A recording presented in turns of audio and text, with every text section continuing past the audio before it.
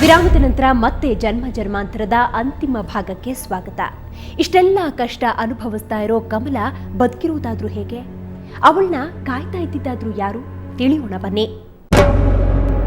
ಮನೆಯಲ್ಲಿ ನಾವು ಎಷ್ಟು ಭಕ್ತಿಯಿಂದ ದೇವ್ರ ಪೂಜೆ ಎಲ್ಲ ಮಾಡ್ತಿದ್ದೋ, ಅದಾದ್ಮೇಲೆ ನಮ್ಗೆ ಇದು ಹಾವುದು ಕಾಣಿಸ್ಕೊಂಡಿದ್ದು. ಹಾವು ಕಾಣಿಸ್ಕೊಂಡು ಮನೆಯಲ್ಲಿ ನಾವು ರೂಮಲ್ಲಿ ದೊಡ್ಡ ರೂಮ್ ಇತ್ತು, ಅದರಲ್ಲಿ ಒಂದು ಸಪ್ರೇಟ್ ದೇವ್ರ ಮನೆ ಮಾಡಿಬಿಟ್ಟಿದೆ. ಅಲ್ಲಿ ಒಂದು ಕಾಯಿ ಮಾಡಿಕೊಟ್ಟಿದ್ರು ಪಾರ್ವತಿ ದೇವಸ್ಥಾನದಲ್ಲಿ. ಆ ಕಾಯಿ ಇಟ್ಟು ಸುಮಾರು ಬೆಳಗ್ಗೆ ಸಂಜೆ ಎನಿ ಟೈಮ್ ಪೂಜೆ ತುಂಬಾ ಮಾಡ್ತಾಯಿದ್ದೆ. ಆವಾಗ ಒಂದು ನೈಟ್ ಬಂದು ಮುನೇಶ್ವರ ಈ ಹೈಟ್ ಇದೆ, ಮುನೇಶ್ವರ ಜುಟ್ಟಿದೆ, ಹಿಂಗೆಲ್ಲ ಕಣ್ಣು ಮುಚ್ಕೊಂಡು ಹೀಗೆ ಕುಂತಿದೆ. ಮುಂದೆಗಡೆ ಹಗ್ಲ ಇಷ್ಟು ಹೈಟಿಗೆ ಸರ್ಪ 7 ತಲೆದು ಇದು ಕಾಣ್ತಾ ಇದೆ.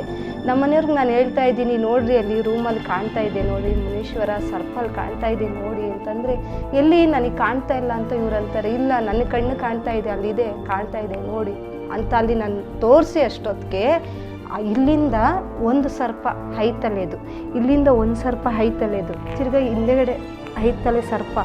ನಾನು ಹಿಂಗೆ ಭಯ ಪಟ್ಕೊಂಡು ಕೂತ್ಕೊಬಿಟ್ಟೆ. ಅದೇ ಫಸ್ಟ್ ಟೈಮ್ ಭಯ ಪಟ್ಕೊಂಡು ಹಿಂಗೆ ಕೂತ್ಕೊಬಿಟ್ಟೆ. ಆರಾಮಾಗಿ ಹಿಂಗಿದೆ ಸರಿ ಅಂದ್ಬಿಟ್ಟು ಅವ್ರು ಇದ್ಕೊಂಡು, ನಿನಗೇನೋ ಪ್ರಾಬ್ಲಮ್ ಆಗ್ತಿದೆ, ಹೋಗು ದೇವ್ರ ಮನೇಲಿ ಹೋಗಿ ಕುತ್ಕೋ ಹೋಗಿಲ್ಲ ಅಂದರೆ ಅಂದರು.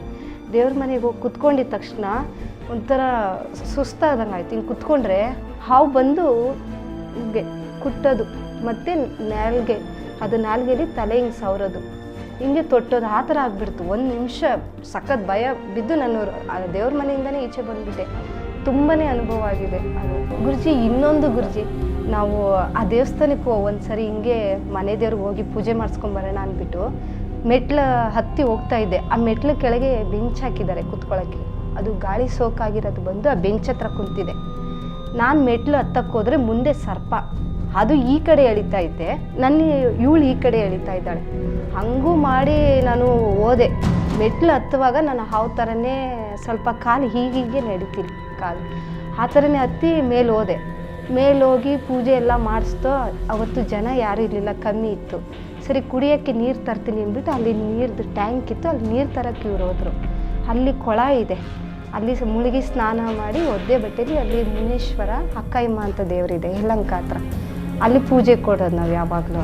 ಇವ್ರು ನೀರು ತರೋಕ್ಕೆ ಅಂತ ಹೋದ್ರು. ನಾನು ಆ ಕೊಳ ಹತ್ರ ಮೆಟ್ಲಿತ್ತು, ಆ ಮೆಟ್ಲಲ್ಲಿ ಕುತ್ಕೊಂಡು ಹಿಂಗೆ ಸುಮ್ಮನೆ ಹಿಂಗೆ ನೀರಲ್ಲಿ ಆಡ್ತಿದ್ರೆ ನೀರು ಮೇಲೆ ಇಷ್ಟು ಹಗಲ ಇಷ್ಟು ಹೈಟಿಗೆ ಸರ್ಪ 7 ತಲೆದು ಕಾಣ್ತಾ ಇದೆ. ನನಗೆ ನೋಡಿದ ತಕ್ಷಣ ಒಂಥರ ಏನು ಮನೇಲಿ ಕಾಣ್ತಾ ಇದ್ದೀವಿ ಸರ್ಪ, ಇಲ್ಲಿ ಕಾಣ್ತಾ ಇದೆಯಲ್ಲ ಅಂದ್ಬಿಟ್ಟು ನಮ್ಮ ಮನೆಯವ್ರಿಗೆ ತಕ್ಷಣ ಕರೆದೆ.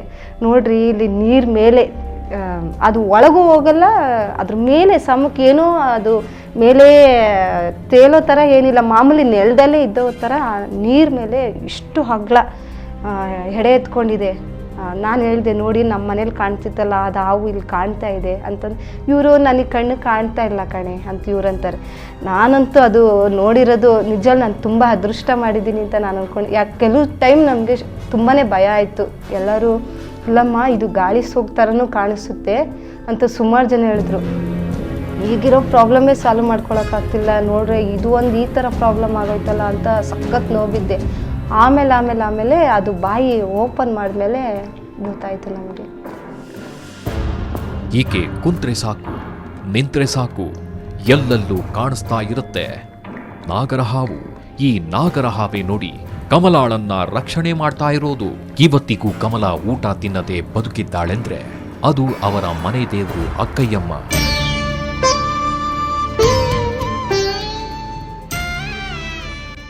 ಮತ್ತು ಆ ನಾಗರ ಹಾವಿನಿಂದಾನೇ ಇದು ನಿಮಗೆ ಮಾತ್ರ ಸಮಸ್ಯೆ ಆಗಿರೋದು, ನಿಮ್ಮ ಮಕ್ಕಳಿಗೂ ಏನಾದರೂ ಸಮಸ್ಯೆ ಆಗ್ತಿದೆ ಇದರಿಂದ? ಇಲ್ಲ ನನಗೆ ನೀವಿಬ್ಬರಿಗೆ ಮಾತ್ರ. ಏನಾದ್ರು ತುಂಬ ಆಯಾಸ ಆಗಿ ನನಗೇನಾದ್ರು ಪ್ರಾಬ್ಲಮ್ ಜಾಸ್ತಿ ಆಗ್ಬಿಟ್ರೆ ನನಗೋಗಿ ಫಸ್ಟ್ ನಾಗರ ಕಲ್ಲಿಗೆ ಹಾಲು ಹಾಕಿ, ಅದು ಆ ನಾಗರ ಕಲ್ಲಿಗೆ ಹಾಲು ಹಾಕ್ಬಿಟ್ಟು ಅದು ಬಟ್ಲಲ್ಲಿ ಹಿಡ್ಕೊಂಬರ್ತಾರೆ. ಅದನ್ನು ತಗೊಂಬಂದು ನತ್ತಿಗೆ ಹಾಕಿ ನನಗೆ ಹೊಟ್ಟೆ ಕೊಟ್ಟರೆ ಸ್ವಲ್ಪ ಎದ್ದು ಒಂಚೂರು ಕೆಲಸ ಕಾರ್ಯ ಮಾಡ್ತೀನಿ. ಸ್ವಲ್ಪ ಮೈ ನನಗೆ ಸಖತ್ ಹಿಂಸೆ ಆಗ್ಬಿಡುತ್ತೆ, ಅದು ಹಂಗೆ ಇಳ್ದಂಗೆ ಆಗ್ಬಿಡುತ್ತೆ. ನನಗೆ ಅದು ಬಿದ್ರೇ ನನಗೆ ಒಂಥರ ಏನೋ ಹುಮ್ಮಸ್ ಬಂದಂಗೆ, ಸ್ವಲ್ಪ ನನಗೆ ಮೈ ಫ್ರೀ ಆದಂಗೆ. ಆವಾಗ ಇವ್ರು ನನಗೆ ತಿನ್ಸಿದ್ರೆ ಸ್ವಲ್ಪ ಆದರೂ ಹೊಟ್ಟೆ ಹೋಗುತ್ತೆ. ತುಂಬ ತೊಂದರೆ ಆದಾಗ ಅದೇ ಮಾಡ್ತಾರೆ. ನಮ್ಮ ಮನೆ ಹತ್ರನೇ ಆಂಜನೇಯ ಸ್ವಾಮಿ ದೇವಸ್ಥಾನ ಇದೆ, ಅಲ್ಲಿ ಹೋಗ್ತೀವಿ. ಹೋಗ್ಬಿಟ್ಟು ಒಂದು ಖಾಲಿ ಟ್ರಾಲ್ ತೊಗೊಂಡು ಮೇಲ್ಗಡೆ ಉಯ್ಯೋದು, ಅದ್ರ ಬಾಯಲ್ಲಿ ಬರುತ್ತಲ್ವ, ಈ ಥರ ಹಿಡ್ಕೊಂಡು ಹಾಲನ್ನ ತೊಗೊಂಬಂದು ನೆತ್ತಿಗೆ ಹಾಕಿ ಒಂದೊಂದು ಟೈಮ್ ಸ್ವಲ್ಪ ಹಾಲು ಕುಡಿಸ್ತಾರೆ. ಅದು ತರಕ್ಕೂ ಕುಡಿಯೋವಾಗ ಕಾಸಿಲ್ದಂಗೆ ತುಂಬ ತೊಂದರೆ ಆಗುತ್ತೆ. ಮಾಡುತ್ತೆ. ಅವಾಗ ನೀರು ಹಾಕ್ಬಿಟ್ಟು ತಂದಿದ್ದಾರೆ.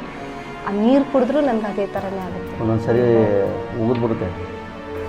ಒಂದ್ಸರಿ ಅದು ಆಮೇಲೆ ಅದು ಸ್ವಲ್ಪ ಹೊತ್ತು ಆದಮೇಲೆ ನಾವು ಅದು ಹಾಕಿದ್ರೆ ನನಗೆ ಹಾವು ಹೋದಂಗೆ ಆಗುತ್ತೆ ಹೊಟ್ಟೆ ಒಳಗೆ. ಓಕೆ, ಸರಿ, ನೋಡೋಣ. ಈಗ ನಿಮ್ಮ ಎಲ್ಲ ಸಮಸ್ಯೆಯನ್ನು ಹೇಳ್ಕೊಂಡಿದ್ದೀರಿ. ನೀವೇ ಆಳವಾದ ಯೋಗ ನಿದ್ರೆಗೆ ಹೋದರೆ ನಿಮ್ಮಿಂದಾನೇ ಗೊತ್ತಾಗುತ್ತೆ. ಇಲ್ಲ ಅಂದರೆ ಬೇರೆಯವರನ್ನು ಯೋಗ ನಿದ್ರೆಗೆ ಒಳಪಡಿಸಿ ಇವರಿಂದಾನೇ ಇವ್ರ ಸಮಸ್ಯೆಯನ್ನು ಬಗೆಹರಿಸುತ್ತಾ ಅಂತ ನೋಡೋಣ. ಒಂದು ವೇಳೆ ಬಗೆಹರಿಲಿಲ್ಲ ಅಂದ ಪಕ್ಷದಲ್ಲಿ ಬೇರೆಯವರನ್ನು ಯೋಗ ನಿದ್ರೆಗೆ ಒಳಪಡಿಸಿ ಇವರ ಸಮಸ್ಯೆ ಮೂಲವನ್ನು ತಿಳಿದೋದಕ್ಕೆ ಪರಿಹಾರವನ್ನು ಕೊಡೋ ಪ್ರಯತ್ನವನ್ನು ಮಾಡೋಣ. ಓಕೆ, ನೋಡಿದ್ರಲ್ಲ ಕಮಲ ಅನುಭವಿಸ್ತಾ ಇರೋ ಯಾತನೆ ಎಂತಹದು ಅಂತ. ಈಕೆ 5 ವರ್ಷದಿಂದ ಊಟನೇ ತಿನ್ನದೆ ಎಷ್ಟು ನೋವು ಅನುಭವಿಸ್ತಾ ಇದ್ಲು ಅಂತ. ಕಮಲಾಳ ಸಮಸ್ಯೆಯನ್ನ ಮಂಜುನಾಥ ಶಾಸ್ತ್ರಿ ಗುರೂಜಿಯವರು ಒಂದು ಸವಾಲಾಗಿ ಸ್ವೀಕರಿಸಿ ಕಮಲಾಳ ಬದುಕಿಗೆ ಆತ್ಮಚಿಕಿತ್ಸೆಯಿಂದ ದಾರಿ ತೋರಿಸ್ತಾರಾ ಅನ್ನೋದನ್ನ ನೋಡೋಣ ಮುಂದಿನ ವಾರದ ಸಂಚಿಕೆಯಲ್ಲಿ. ನೇರ ದಿಟ್ಟ ನಿರಂತರ ಸುದ್ದಿಗಾಗಿ ನೋಡ್ತಾ ಇರಿ ಸುವರ್ಣ ನ್ಯೂಸ್. ಅವಳು ಅವಾಗ ಅವನೆಲ್ಲ ಕರ್ಸಿಟ್ಟನಿಗೆ ಬೈಯೆಲ್ಲ ಅವನು ಕರೆಸಿ ಕಚ್ಚಿಸ್ತಾಳ.